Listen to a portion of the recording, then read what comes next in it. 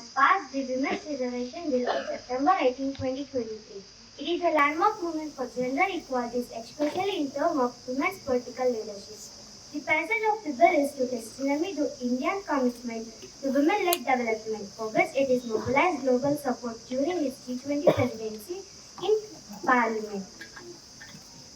The Women's Reservation Bill 2023, officially titled the Constitution 128 Amendment, was introduced in the Parliament of India, marking a significant movement in the legislative arena. The current legislation aims to reserve 33% of seats in both directly elected Lok Sabha and state legislative assemblies exclusively for women. It was historic as being the first bill considered in newly inaugurated Parliament building. The bill was first introduced in the Parliament in 1990s, but has faced many challenges in political representation. Over the year, the Women's Reservation Bill 2023, officially titled the Constitution 128 Amendment, but was not passed into laws. It has lapsed or been deferred in several times due to the political representation. The bill was faced opposition from various quarters, including some political practice and lawmakers.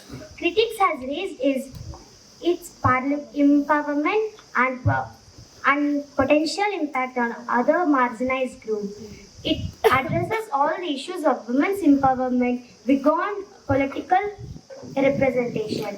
Despite its challenge, the bill was first received support from women's rights activists and civil society organizations and many women's politicians. They argue that it is a necessary step to break down the barriers of Indian politics.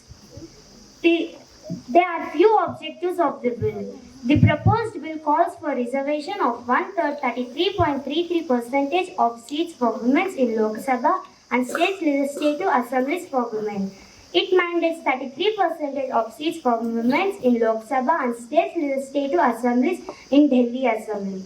It also reserves 1/3 of seats for women with existing SC and ST reservation. Seats will be reserved in rotational base and reservation will cease after 15 years. The criticisms of the bills are: first, the implementation schedules is difficult to understand. The Constitution 128 Amendment Act of 2023 would go into the effect once an exercise of delimitation is undertaken for this purpose. After the relevant figure, the first census taken after that date has been published. According to the bill, the election cycles from which the women get their fair share is not specified. There are few significance of the bills. The women's representation in legislative assemblies will give the positive impact globally. At global level, 26.7% of seats in Parliament were occupied by the women. This bill will increase the gender equalities and help women to enter into the Indian Parliament representation. This bill will decrease these disparities in education, employment and healthcare, helps for women's empowerment. In conclusion, I would like to say that according to the United Nations, there are around 64 countries in have received the 33% of seats for women in their national empowerment. Hopefully, we will reach to the optimal level for women in empowerment. With this, I conclude my speech. Thank you. Jai Hind.